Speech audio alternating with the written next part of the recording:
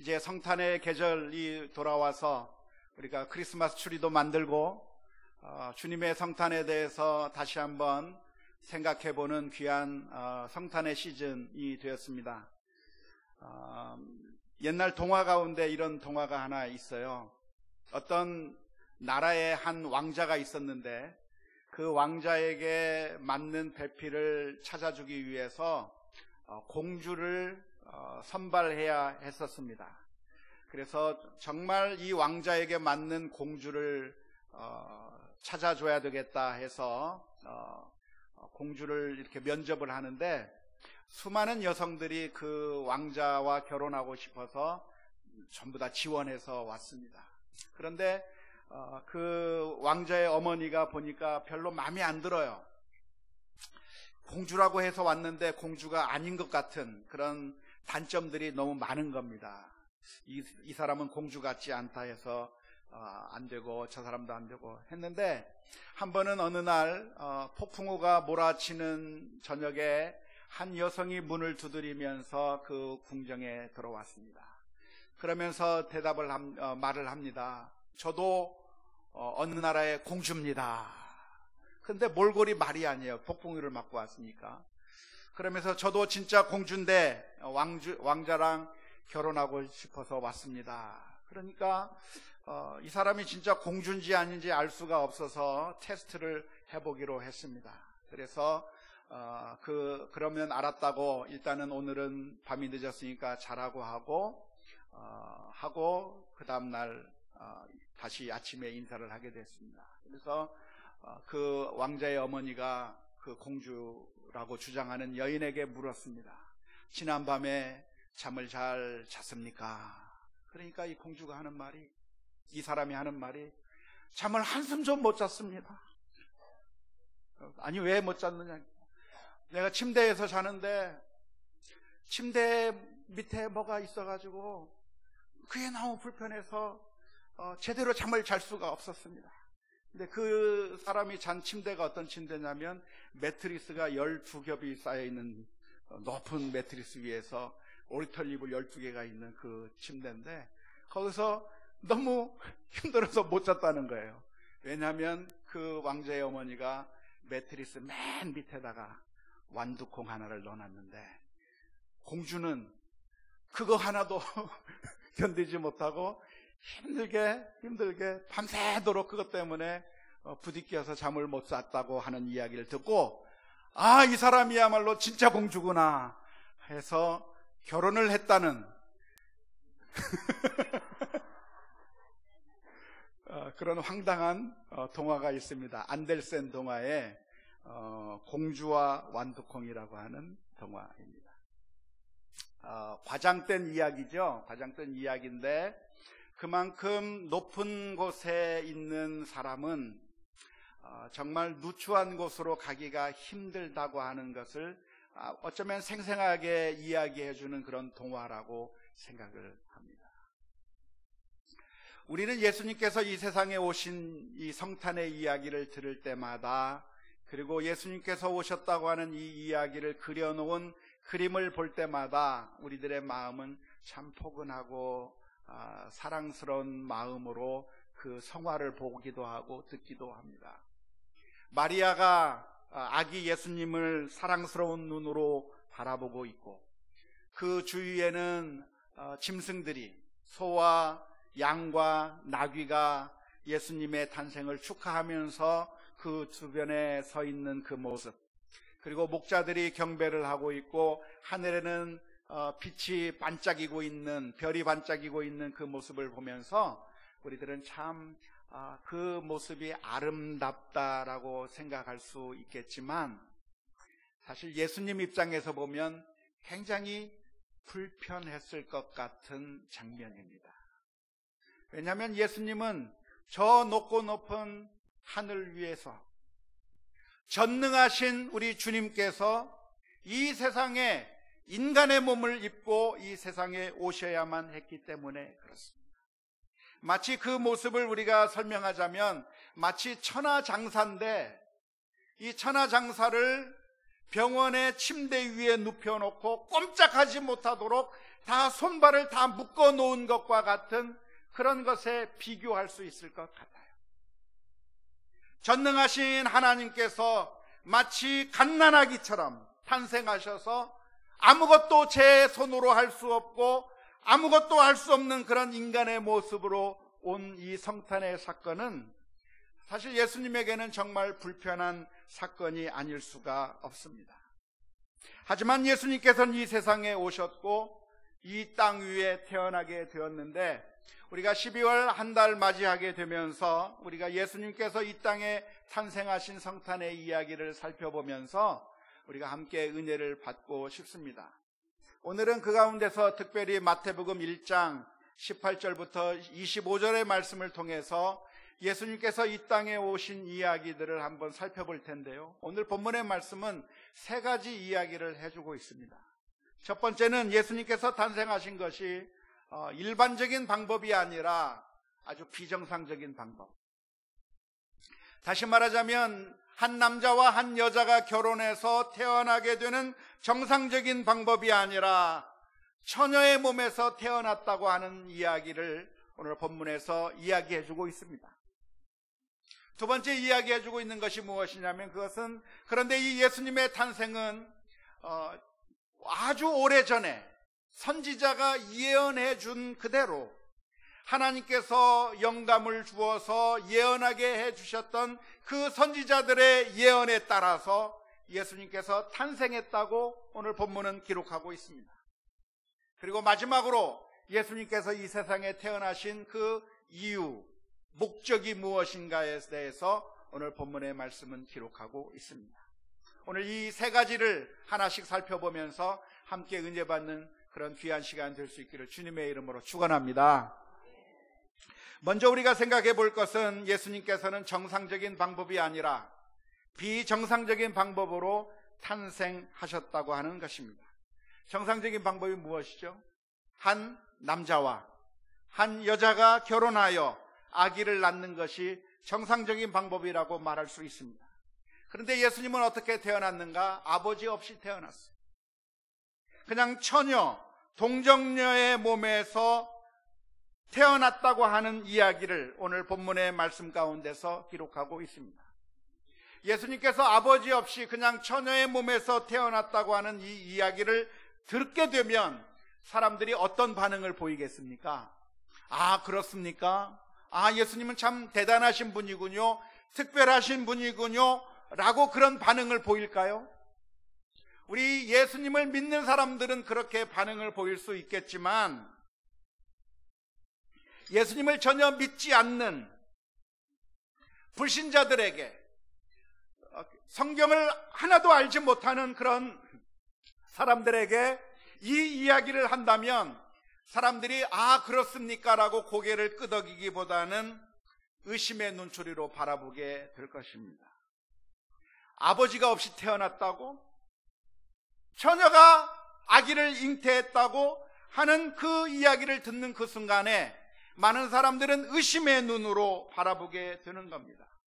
왜냐하면 우리들의 상식에 아기가 태어나는 것은 아버지와 어머니가 있어야 태어나는 것이 정상적이기 때문에 그렇습니다. 그래서 초창기 문헌을 살펴보면요, 지금으로부터 약 2000년 전에 쓰여진 그런 문헌들을 살펴보면 기독교를 전파해 나가는 데 있어서 가장 큰 장애물이 몇 가지가 있었는데, 가장 큰 그 장애물 가운데서 하나가 무엇이냐면 예수님이 동정녀에게서 탄생했다고 하는 이 이야기가 가장 큰 걸림돌이 됐어요. 예수님을 믿는 사람들이 불신자에게 가서 이야기를 합니다. 예수님에 대해서 소개를 하면 듣는 사람들이 콧방귀를 뀌는 겁니다. 믿지를 않는 겁니다. 왜? 기독교를 전파하는데 가장 큰 장애물, 어떻게 사람이 아버지 없이 처녀의 몸에서 태어날 수가 있겠는가? 라고 하는 그 사실 때문에 사람들이 믿지 않는 것입니다. 기독교를 반대했던 유대교의 문헌을 살펴보면 기독교를 비난하면서 예수는 불륜의 자식이요, 사생자요, 음란의 과정 가운데서 태어난 자식이라고 그렇게 모욕하고 있는 내용들이 그 유대교의 문헌 가운데 많이 기록되어 있습니다. 따라서 만일 예수님을 기독교를 전파할 목적으로 그런 목적을 가지고 있다고 한다면 예수님께서 처녀에게서 태어난 이야기를 밝히는 것보다 말하지 않는 편이 훨씬 더 기독교를 전파하는데 유리할 거라고 생각을 합니다. 하지만 성경에는 마태복음을 비롯하여 누가복음에 이렇게 이 이야기가 기록되어 있는 이유가 있습니다. 그 이유가 무엇일까요? 사실이기 때문에. 부인할래야 부인할 수 없는 사실이기 때문에 예수님께서 처녀의 몸에서 태어난 이야기를 성경은 기록하고 있습니다. 처녀에게서 태어났다고 하는 이 이야기를 그 누구도 받아들일 수 없는 황당한 이야기이기 때문에 오늘날의 비판적인 사람들은 이런 이야기들을 합니다. 당시에는 과학이 발달하지 않은 시대라서 신화적인 이야기를 무비판적으로 받아들였지만 지금 이 시대는 과학이 발달한 시대이기 때문에 그런 신화적인 이야기를 받아들일 수 없다고 이야기를 합니다. 하지만 그 당시가 아직 과학이 발달되지 아니한 시대이기는 했었지만 그렇다고 해서 여자가 남자 없이 아기를 낳을 수 있다고 믿었던 시대도 아니었습니다. 아무리 그 당시라고 할지라도 과학이 발달하지 않았던 시대라고 할지라도 남자가 없이 여자 혼자서 아기를 낳을 수 있다고 하는 것은 그 누구도 받아들일 수 없었고 오늘 본문에 기록하고 있는 것처럼 심지어 요셉도 그 사실을 받아들일 수가 없었습니다. 제가 미국에 있을 때 성경 이야기를 뮤지컬로 만들어서 뮤지컬을 하는 그런 밀레니엄 극장이라고 하는 곳에서 뮤지컬을 본 적이 있었는데요. 예수님의 탄생 이야기를 그린 그 뮤지컬을 할 때 가서 본 적이 있습니다. 그랬더니 마리아가 천사를 만나가지고 내가 하나님의 성령으로 말미암아 잉태하게 되었다고 하는 그 사실을 깨닫고 천사를 만난 그 흥분 가운데서 마리아가 요셉에게 가서 이야기를 합니다. 요셉 내가 천사를 만났어. 내가 천사를 만나서 놀라운 소식을 들었어 하면서 요셉에게 이야기를 합니다. 그러면서 요셉, 내가 천사로부터 무슨 소리를 들은 줄 알아? 내가 잉태하게 됐대. 그러면서 막 이야기를 하니까 요셉이 그 이야기를 딱 듣고 왜 이러면 잠깐만 기다려봐. 뭐라고? 하면서 그 요셉이 한 걸음 뒤로 물러가서 다른 데로 가버리는 그 장면이 나와요. 그 모습을 볼 때 이 마리아가 충격을 받으면서 눈물을 펑펑 흘리고 가는 그 장면이 나왔는데 아마 실제도 그랬을 가능성이 크지 않겠나 생각이 듭니다. 요셉도 마리아가 자기 없이 성령으로 잉태되었다고 하는 사실을 믿을 수가 없었는데 그런데 결국은 받아들이게 되었다고 하는 것이 오늘 성경의 기록입니다. 마태복음 1장 19절 20절의 말씀은 이렇게 기록합니다. 그의 남편 요셉은 의로운 사람이라 그를 드러내지 아니하고 가만히 끊고자 하여 이 일을 생각할 때에 주의 사자가 현몽하여 이르되 다윗의 자손 요셉아 내 아내 마리아 데려오기를 무서워하지 말라. 그에게 잉태된 자는 성령으로 된 것이라. 요셉도 천사를 만나서 그 천사를 만나는 그 어마어마한 광경을 체험하고 난 후에야 거부할래야 거부할 수 없어서 결국 받아들이게 되었던 이야기를 오늘 성경에서 기록하고 있습니다. 두 번째로 우리가 이 이야기에서 발견할 수 있는 것은 예수님의 탄생의 이야기가 오래전 선지자들의 책에 기록되어 있었다고 하는 것입니다. 마태복음 1장 22절 23절의 말씀을 보면 이렇게 기록합니다. 이 모든 일에 된 것은 주께서 선지자로 하신 말씀을 이루려 하심이니 이르시되 보라 처녀가 잉태하여 아들을 낳을 것이요 그의 이름은 임마누엘이라 하리라 하셨으니 이를 번역한즉 하나님이 우리와 함께 계시다 함이라. 이 예언이 누가 했던 예언이죠? 이사야 선지자가 했던 예언. 이사야 선지자는 예수님 때부터 몇 년 전 사람이냐면 약 700년 전에 활동하던 선지자였습니다. 그 700년 전에 활동하던 선지자가 예언했던 그 예언의 말씀 가운데 처녀가 잉태하여 아들을 낳으리니 그 이름을 임마누엘이라고 하리라고 하는 그 예언을 700년 전에 했는데, 그 예언에 따라서 예수님께서 태어나게 된 것이라고 오늘 성경 말씀은 기록하고 있습니다. 우리가 성경을 읽어보면 이 예언뿐만 아니라 예수님의 탄생과 관련해서 여러 가지 예언들이 다 이루어져 있다고 하는 사실을 알게 됩니다. 예수님께서 어디에서 탄생할 것이라고 기록하고 있습니까? 베들레헴에서 탄생할 것이다. 또 예수님께서 태어난 후에 애굽 땅으로 피난을 가야 되는 이야기도, 그리고 예수님은 당시에 헤롯이 죄 없는 아기들을 죽인 이야기들도, 수많은 성경 속의 예언들이 다 예수님을 통해서 이루어졌다고 하는 사실이 이 성경 가운데 낱낱이 기록되어 있습니다. 마지막으로 예수님께서는 왜 이 땅에 태어나셨는가, 왜 이 세상에 오셨는가에 대한 설명이 오늘 본문의 말씀 가운데 기록되어 있습니다. 예수님께서 오신 이유를 여러 가지로 설명하고 있는데, 그 가운데 두 개가 무엇이냐면, 첫 번째는 예수님께서 오신 이유가 무엇이냐면 우리를 죄에서부터 구원해내기 위해서 오셨다고 설명하고 있습니다. 마태복음 1장 21절 말씀 한번 보겠습니다. 마태복음 1장 21절 말씀은 이렇게 천사가 예언합니다.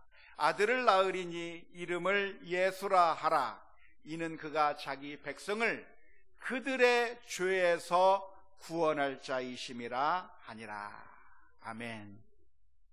예수님께서 오신 이유는 무엇이냐면 우리를 죄에서 건지시기 위해서, 우리를 살리시기 위해서 오셨다고 하는 겁니다. 이 말씀이 전제하고 있는 게 뭘까요? 예수님께서 우리를 죄에서부터 구원하시기 위해서 오셨다고 하는 이 말씀이 전제하고 있는 것이 무엇이냐면, 우리는 우리 스스로의 힘과 능력으로 구원받을 수 있는 힘이 없다고 하는 것을 전제합니다. 아무도 내 힘과 내 능력으로 하나님께 갈 수 있는 사람이 단 한 사람도 없기 때문에 예수님께서 오셨다고 하는 것을 의미하는 것입니다. 그래서 미국의 팀 켈러 목사님은 말하기를, 성탄절은 모독적인 것이라고 이야기를 했습니다.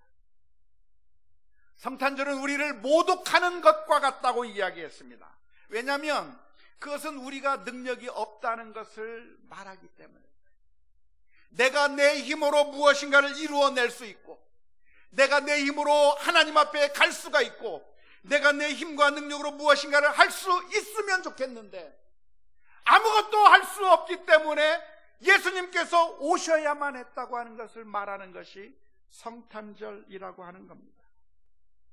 만일 우리가 우리의 힘과 노력으로 구원 얻을 수 있다고 한다면, 그러면 우리 주님께서 이 세상에 오실 필요가 없습니다. 우리가 노력해서 가면 되니까요. 그런데 문제는 우리가 우리 스스로의 힘으로 구원받을 수 없다고 하는 것이 문제입니다. 우리 가운데 착한 사람이 있습니다. 우리 가운데 비교적 의로운 사람들이 있습니다. 악을 행하고 욕심을 부리며 그렇게 정말 더럽게 사는 인생이 있는가 하면, 우리 가운데는 비교적 좋은 사람들이 있습니다. 선을 행하고 이웃을 돕고 사랑을 베풀고 정말 마음이 따뜻한 사람들이 우리 주변에 많이 있습니다. 우리 옆에 있는 사람들도 그렇잖아요. 그렇죠?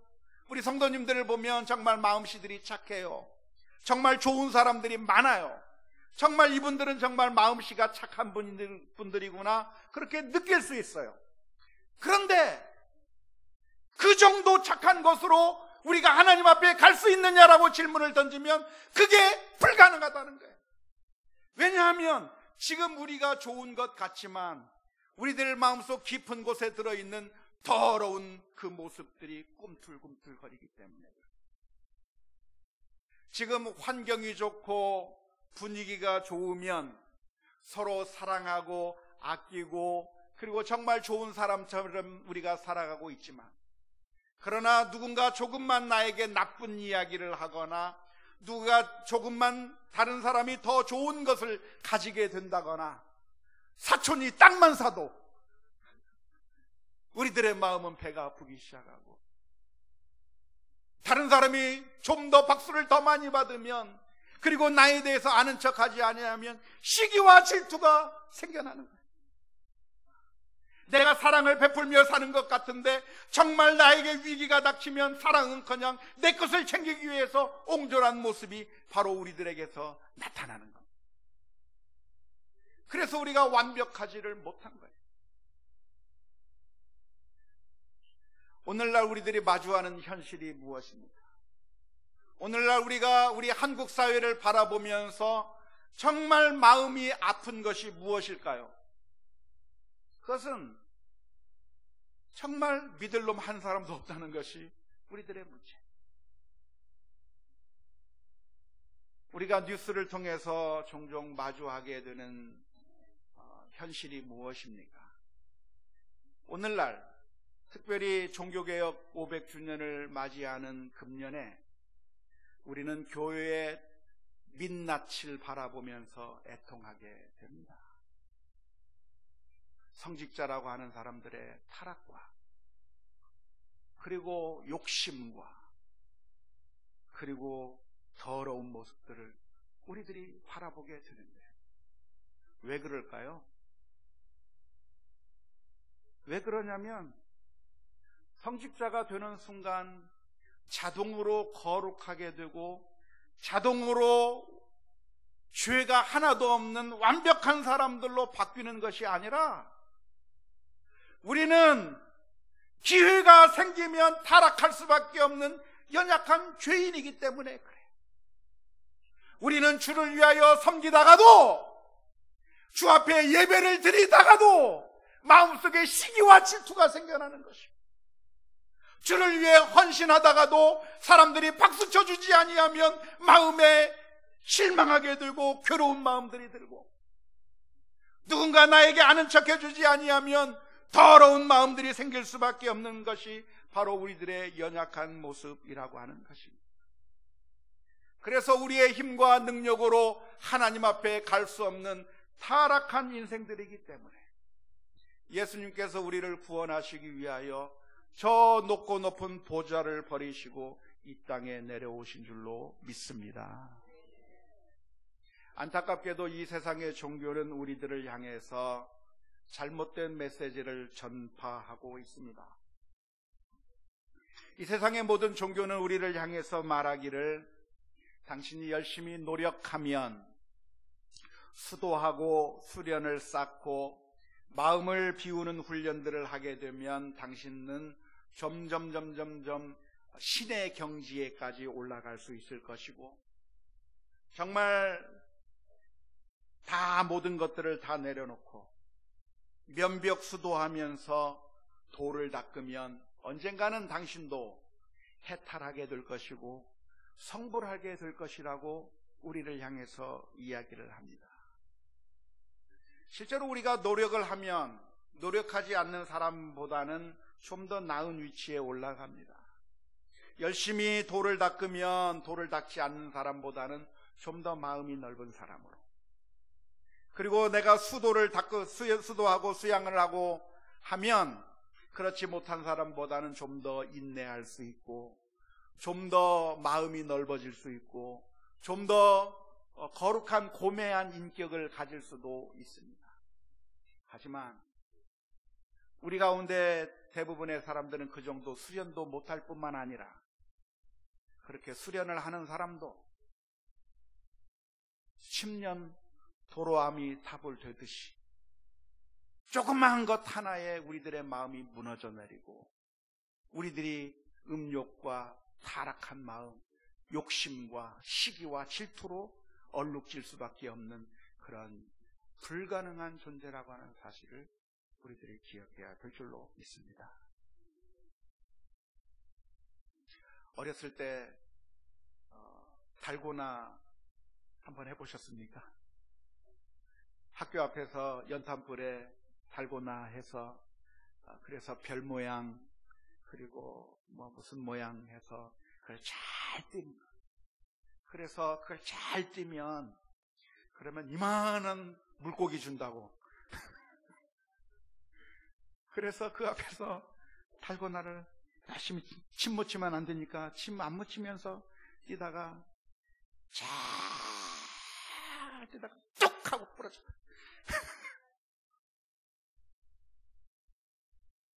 정말 잘 뛰면 이만한 물고기를 하나 내가 얻을 것 같은데 열심히 하다가 툭 부러지는 거예요. 이게 우리들의 문제 아닙니까?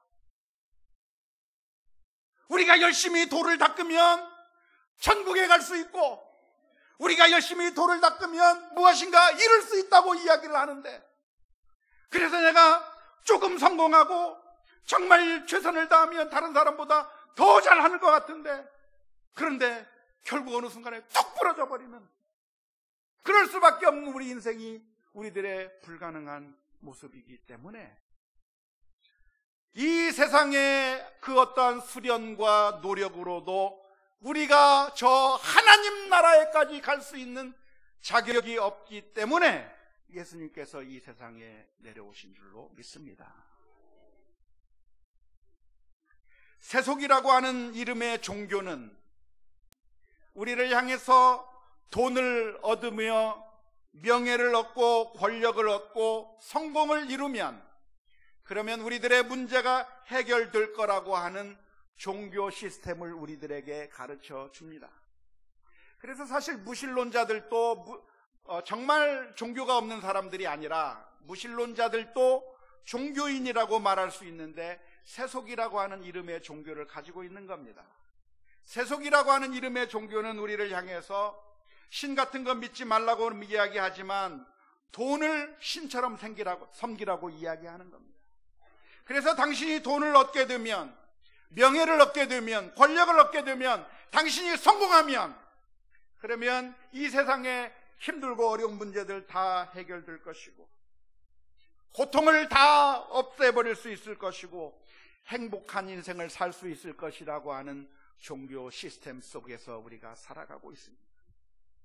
그러한 가르침처럼 우리가 조금 더 많은 돈을 얻게 되면 행복해요. 돈이 없는 것보다는 돈이 더 많으면 행복하고, 명예가 없는 것보다는 명예와 권력을 얻으면 그만큼 더 기쁘고 보람되기도 하고, 실패하는 것보다는 성공을 하면 그만큼 우리가 자부심을 느끼게 되기도 합니다. 하지만 아무리 많은 돈을 얻는다고 하더라도, 아무리 많은 성공을 이룬다고 할지라도 우리들의 문제가 완전히 해결된 적은 단 한 번도 없고 영원히 해결되지 않는다고 하는 것이 문제입니다. 우리가 예수님이 우리에게 필요한 이유가 있다고 한다면 그것은 우리가 아무리 높이 뛰기를 한다고 하더라도 하나님 나라에 갈 수 없기 때문에 그렇습니다. 높이 뛰기 연습을 하지 않는 사람보다는 높이 뛰기 연습을 하는 사람이, 열심히 연습한 사람이 높이 뛰기 연습을 하지 않은 사람보다는 더 높이 뛸 수 있습니다. 수련을 닦은 사람들이 좀 더 높게 뛸 수 있습니다. 하지만 높이 뛰어봤자 벼룩이에요. 높이 뛰어봤자 다른 사람보다 10cm 더 뛰고 15cm 더 뛰고 30cm 더 뛸 수 있을지 몰라요. 문제는 아무리 높이 뛰기 연습을 한다고 하더라도 달나라까지 뛰어 올라갈 수 있는 사람은 단 한 사람도 없다는 거예요. 우리들끼리 도토리 기재기를 하면서 조금 더 높이 뛰어갈 수는 있겠지만 아무리 평생을 바쳐서 높이 뛰기를 한다 한들 달나라에 갈 수 있을 만큼 높이 뛰기를 할 수 있는 사람은 단 한 사람도 없어요. 달나라에 가기 위해서는 높이 뛰기 연습이 필요한 것이 아니고 우주선이 와서 우리를 태우고 달나라에 가는 방법밖에 없는 거예요. 그런데 달나라보다도 더 높은 저 하늘나라, 저 높은 천국에 우리가 뜀박질로 어떻게 올라갑니까? 영적인 뜀박질로 어떻게 올라가요? 그래서 절망적인 우리를 향해서 예수님께서 저 높은 하늘에서 이 땅 위에 아기의 모습으로 오신 줄을 믿을 수 있기를 주님의 이름으로 축원합니다.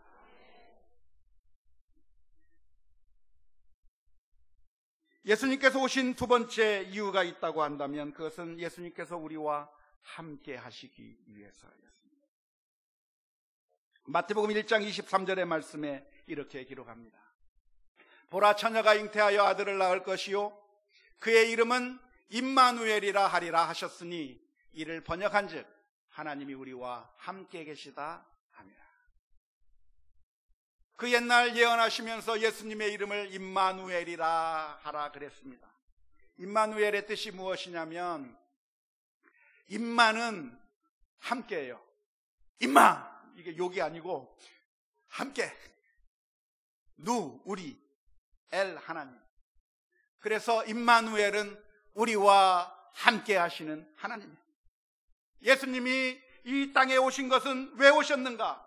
우리와 함께 하시기 위해서 오셨다는 거예요. 저 높고 높은 보좌 위에 아무것도 부족함이 없고 모든 것을 다 하실 수 있는 우리 주님께서 이 땅 위에 육신을 입고 아기의 몸으로 오는 그것은 아름다워 보일 수는 있겠지만 정말 굉장히 힘든 일입니다. 사실 우리나라의 문제는 어디에 문제가 있습니까? 그것은 정치인들이 우리 국민의 삶으로 내려오지 않는 데 문제가 있는 것 같아요. 그냥 자신들은 수억씩 벌면서 아무 문제 없이 편안한 삶을 살고 있는 정치인들이 우리 국민들의 아픔과 슬픔을 알지 못하기 때문에 일어나는 문제가 아닙니다. 그래서 19살 민호와 같은 아이가 생기는 거 아니에요. 그냥 개, 돼지 취급해버리면서 내가 가지고 있는 것 적선하듯이 국민을 대하기 때문에 우리들에게 어려운 문제가 생기는 거 아닙니까? 그런데 우리 주님께서는 저 하늘나라에서 우리들이 죄악 가운데 멸망당하는 그 모습을 보면서 저 하늘 위에서 그저 적선하듯이 떡 하나 던져주듯이 우리를 향해서 떡 하나 던져주는 것이 아니라 예수님께서 친히 이 땅 위에 오셔서 우리와 함께 고난의 길을 가시는 줄로 믿습니다. 빌립보서 2장의 말씀은 기록하기를 그는 근본 하나님의 형체시나 스스로 자기 자신을 낮추셔서 종의 형체를 가지고 만왕의 왕이신 우리 하나님께서 노예의 모습을 하고 이 땅에 내려오셔서 우리와 함께 하신다고 하는 것입니다.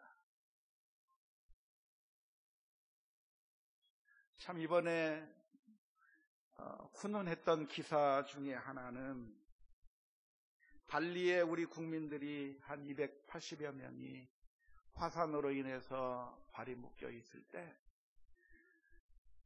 이번에 특별 전세기를 파송했다고 그래요. 조금씩 바뀌어가는 것 같아요. 저는 미국에 살면서 미국 국민 한 사람을 살리기 위해서 미국 정부가 움직이고 모든 역량을 거기에 쏟는 그 모습을 보면서 굉장히 부러웠었는데 이번에 조금 그런 모습을 보면서 얼마나 감사한지 몰랐어요. 그런데 사랑하는 성도 여러분, 하나님께서 우리를 위해서 하신 일이 무엇이냐면 우리가 고난을 당해서 죄로 인해서 멸망을 당하게 되었을 때 우리를 그냥 그런가 보다 하고 외면해버린 것이 아니라 그냥 전세기 하나 보내신 것이 아니라 우리 주님께서 친히 우리와 함께 하시기 위해서 이 땅에 내려오신 것입니다. 그리고 오늘 또 저와 여러분들을 향해서 약속해 주시는 것이 우리가 어디를 가든지 무엇을 하든지 우리를 고아와 같이 내버려 두시는 것이 아니라 내가 너희와 영원히 함께 하시겠다고 약속해 주시는 주님이신 줄 믿을 수 있기를 주님의 이름으로 축원합니다. 이번 한 주간 동안 우리가 살아가는 가운데 주님을 바라보면서 나를 위하여 저 높고 높은 보좌를 버리시고 십자가를 지기 위해 이 땅 위에 오신 예수 그리스도를 바라보는 가운데 힘과 위로를 얻는 우리 모두가 다 될 수 있기를 주님의 이름으로 축원합니다.